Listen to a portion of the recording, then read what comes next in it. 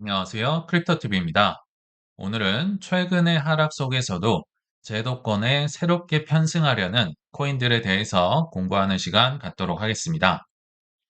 제가 한번 세보니까요. 최근 8일 중에 딱 하루만 빼고 계속 떨어졌습니다. 그래서 다시 힘들다, 힘들다 얘기가 많이 나오곤 있는데요. 그 딱 하루가 클래리티 법안 마크업 통과됐던 그날 하루더라고요. 그래서 분위기가 처지는 가운데서도 제 눈에 띄었던 굉장히 중요한 뉴스가 있어서 하나 소개를 해드리겠습니다. 이거 맨날 봤던 거네 하실 수 있겠지만 조금 다를 수 있어요. 자, 살펴보면 SEC에서 주식 토큰을 거래를 허용하는 방안을 이르면 이번 주에 공개를 하겠다라는 겁니다. 쉽게 얘기하면 뭐 애플, 테슬라 이런 주식들을 코인으로 팔 수 있게 해줄게라는 거거든요. 일단 여기서 혁신 면제 방안이 뭐냐면 그냥 일단 마음대로 해봐. 그냥 다 봐줄게. 뭐 이렇게 보시면 됩니다. 적격 기업이 여기서 적격 기업은 아마도 초기에는 뭐 코인베이스, 로빈후드, 뭐 크라켄 이런 기업이 될 가능성이 높은데요. 자, 그런 플랫폼 안에서 미국 주식을 짧게는 12개월에서 길게는 36개월까지 24시간 니네 맘대로 한번 팔아봐. 애플이든 테슬라든 구글이든 뭐 반도체 뭐 날아가는 주식 아무거나 ETF든 만들어서 마음대로 팔아봐. 등록도 안 해도 돼. 뭐 브로커 딜러 등록도 해야 되고 이걸 원래 증권으로 보면 굉장히 복잡해지는데요. 그냥 혁신적으로 다 봐줄게. 이런 내용이란 겁니다. 이게 왜 중요하냐면요. 그리고 왜 대세가 될 거냐면 돈이 굉장히 몰릴 수 있기 때문이거든요. 근데 현재 기준으로 본다면 요거를 이렇게 폄하를 할 수도 있습니다. 그냥 주식 상승세에 빨대를 꽂는 거네. 맞아요. 왜냐하면 지금은 주식이 대세잖아요. 근데 조금만 더 전으로 가보면 금 상승세에 이렇게 토크나 선물 막 만들어서 또 빨대를 꽂았던 적이 있죠. 그러니까 주식과 금의 상승세에 빨대를 꽂는 게 맞는데 한번 가만 생각해 보시면 항상 올라만 가는 자산도 없고요. 떨어지기만 하는 자산도 없다라고 본다면 결국은 주식의 상승세가 주춤해질 때 코인의 상승세가 이를 역전하는 구간이 저는 올해 분명히 나올 거라 생각이 듭니다. 만약에 이런 역전이 나온다면 어떤 현상이 벌어지냐면요. 분명히 이 돈은 주식을 사러 온 돈, 금을 사러 온 돈이었습니다. 근데 이 돈이 코인 플랫폼 안에 들어있네요. 근데 코인이 뭔가 치고 나가는데 주식이 주춤주춤하고 막 힘이 빠져 있고 그런다. 그럼 같은 플랫폼 안에서 코인을 살 수 있는 돈으로 이게 둔갑을 할 가능성이 높다라는 겁니다. 그래서 코인 거래소 입장에서는 양방으로 수익을 거둘 수 있죠. 뭐 아무나 이겨라. 나는 다 준비하고 있을게. 그래서 수혜를 볼 수 있고요. 개인들이나 기관들도 한 곳에서 합법적으로 합법입니다. 이거는 24시간 주식도 사고 코인도 살 수 있다. 뭐 인증도 안 해도 되고 얼마나 편합니까? 그래서 여기에 돈이 쏠릴 가능성이 꽤나 높다라고 생각이 듭니다. 그러면 결국은 넓게 보면 RWA의 시대가 온다라는 건데요.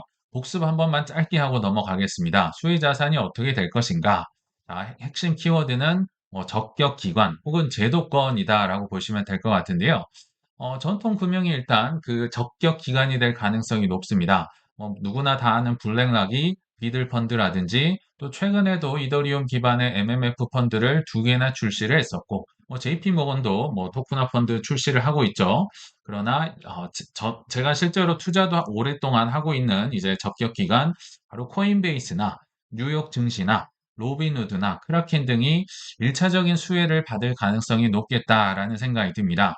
거기다가 이제 코인으로 온다면 비단 RWA 물론 요것도 중요한데요. 제가 종종 말씀드렸던 게 여기에도 걸치고 저기에도 걸치면 일단 생존 확률이 확 올라간다. 제도권의 선택을 받을 가능성이 높으니까요.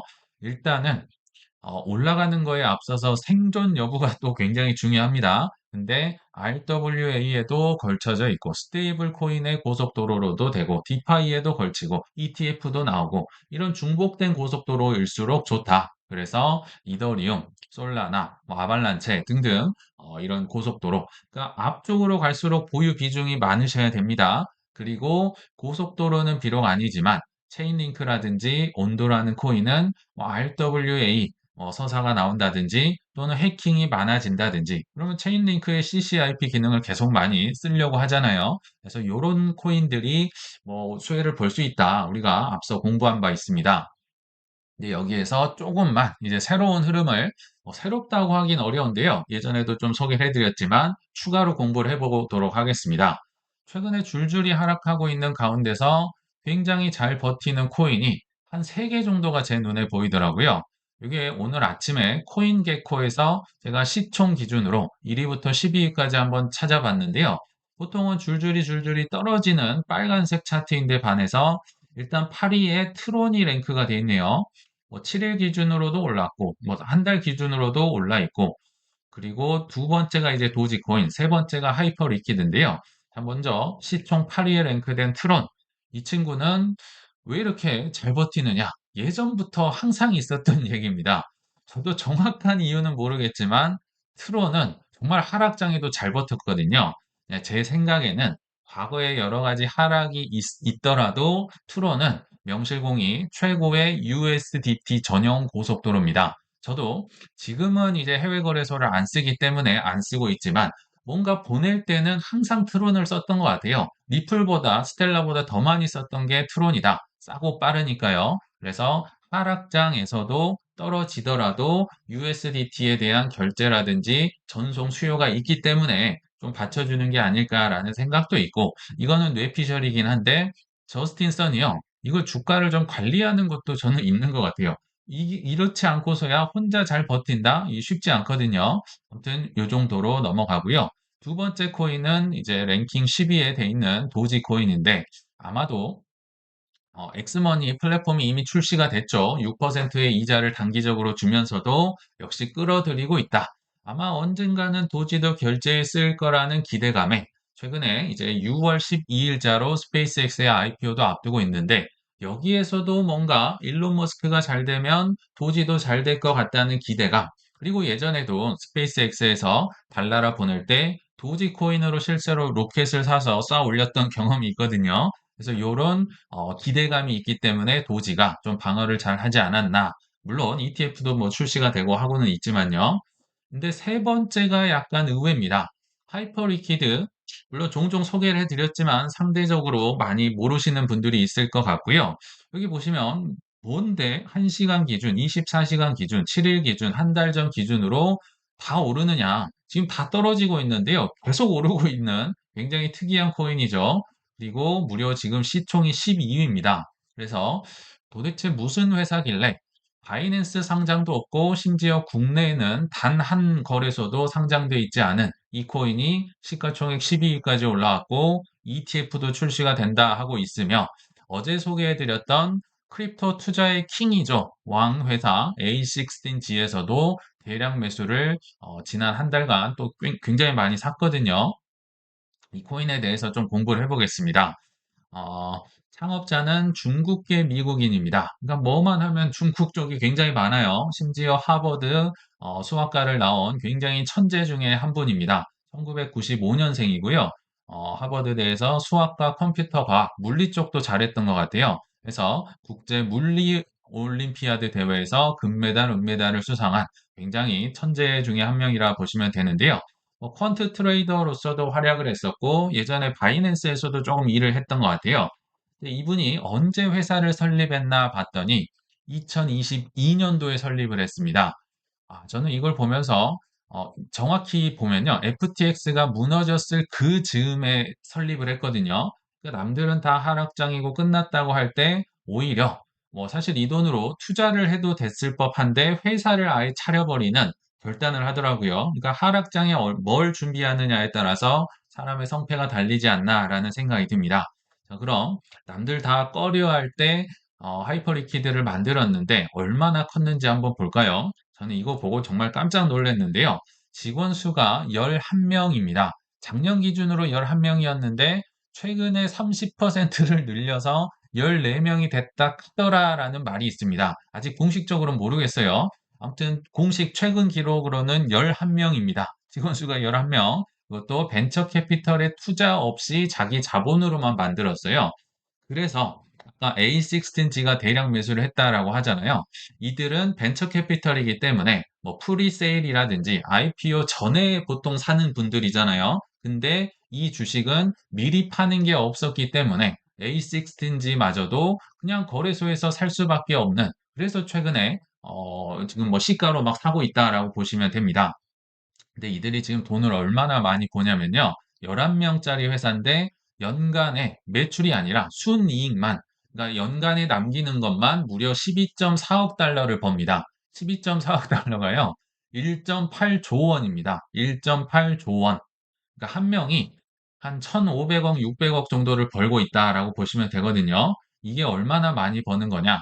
나스닥의 순이익보다 1인당으로 따지면 다 이겨버린다. 뭐 애플이다, 뭐 블랙락이다. 다 이기는 숫자입니다. 그러니까 지구상에서 가장 많이 번다. 1인당 금액으로 보면 말도 안 되는 거죠. 11명이 1.8조 원을 버니까. 그러니까 굉장한, 지금 왜냐하면 탈중앙화 덱스라고 하죠. 탈중앙화 거래소에 시장의 75%를 점유를 하면서 어마무시한 수수료를 벌고 있다라고 보시면 됩니다. 그래서 제가 설마 테더를 이길까 한번 검색을 해봤거든요. 그래도 테더는 못 이기겠지 했는데 결론은 테더를 1인당 순이익으로 이겨버렸습니다.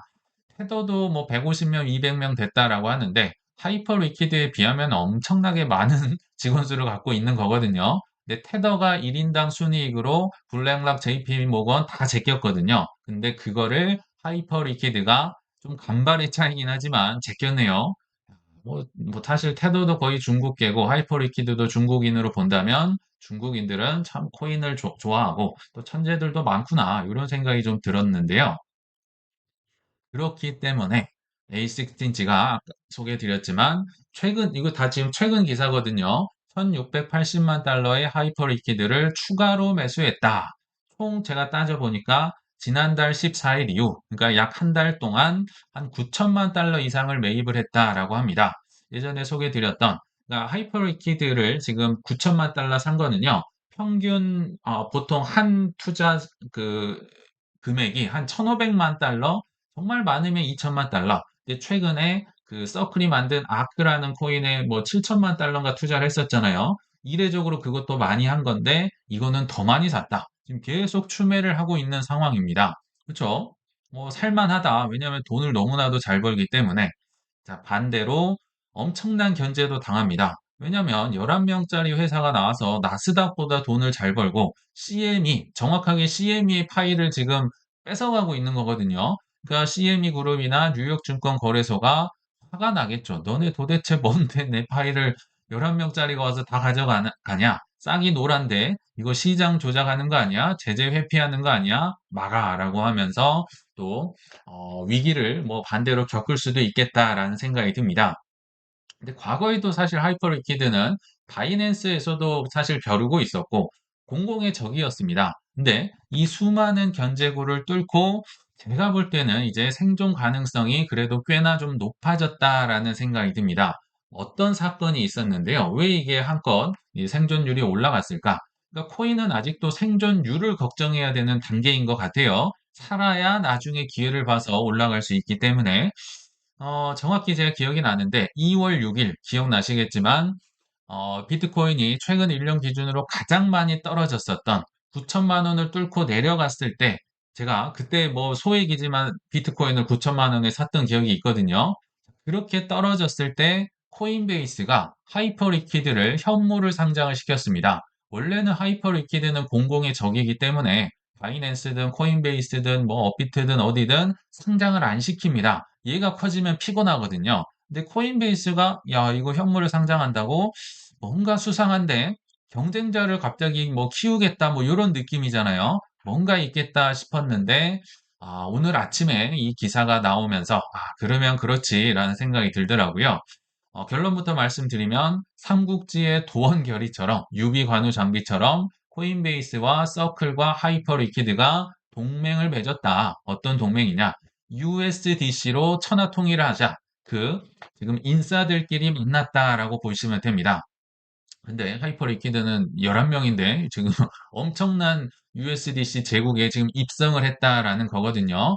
요게 이제 하이퍼 리퀴드의 매수세가 더 확장될 수도 있다라고 하는데 굉장히 큰 의미가 있습니다. 이 계약에 따라서 USDC는 하이퍼리퀴드라는 탈중앙화 거래소의 공식 기준 자산으로 지정됐다. 요거 쓰려면 USDC로만 쓰세요. 뭐 지방의 카지노가 지금 라스베가스로 입성을 했는데 대신에 칩은 USDC만 쓰세요. 뭐 이런 비유로 보셔도 좋을 것 같습니다. 그러면 어떤 뭐 역할이 있느냐? 코인베이스는 USDC의 준비금 운용을 담당하고, 즉 국채를 뭐 열심히 이자를 잘 받는 그런 역할을 하고, 서클은 그냥 돈을 찍어내는 역할을 하겠죠. 그래서 하이퍼리퀴드에 놀러 온 사람들은 USDC를 쓸 수밖에 없다. 뭐 역할은 이렇게 분담이 잘 돼 있는 것 같습니다.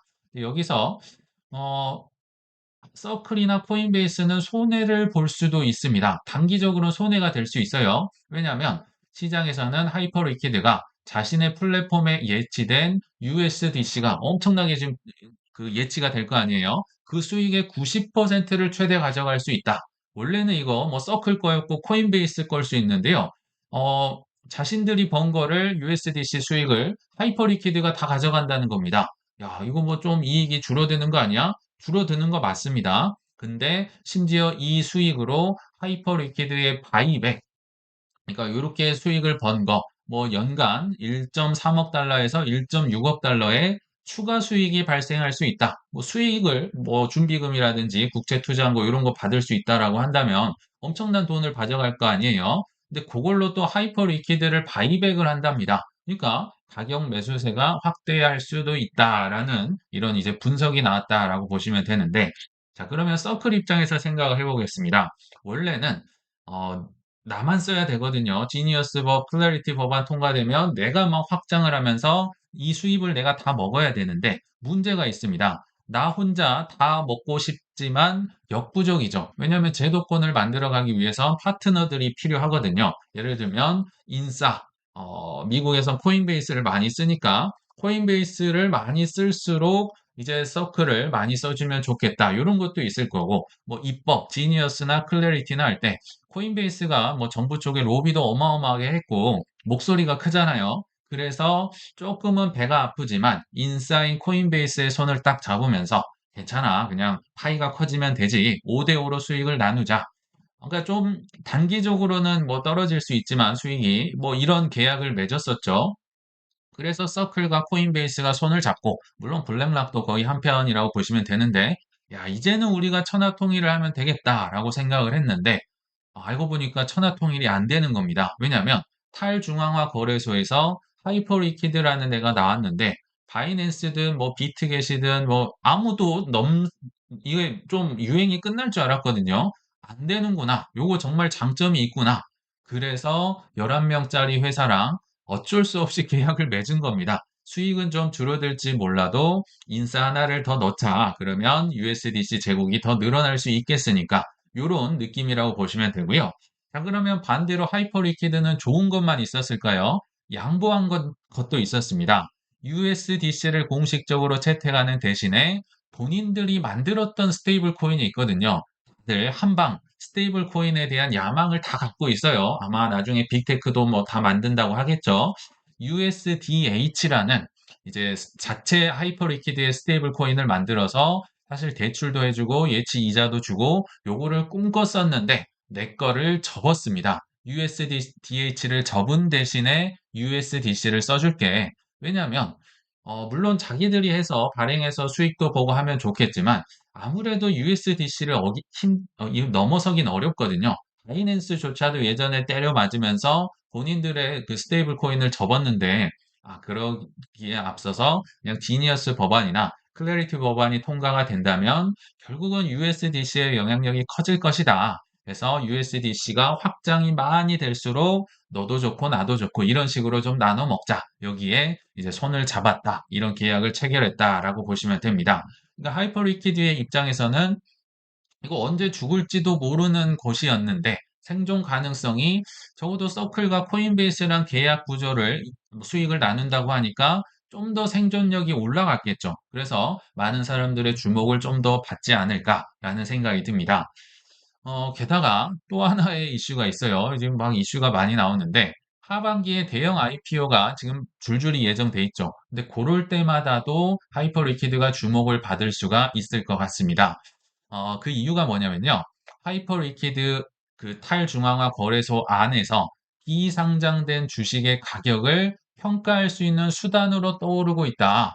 우리가 항상 궁금했던 게 뭐 대형 IPO가 오면 또는 뭐 업비트에 뭐 상장이 되면 이거 처음에 가격이 얼마가 되는 거야? 아무도 몰랐거든요. 근데 하이퍼 리퀴드의 무기한 선물이긴 하지만 이 플랫폼 안에서 이미 상장 전에 거래가 되고 있다면 어느 정도 유추를 해볼 수가 있겠죠. 최근에 한 3, 4일 전에요. 세레브라스 시스템즈라는 뭐 제2의 엔비디아, 뭐 미국 주식하는 분들은 아시겠지만 IPO를 실제로 했었습니다.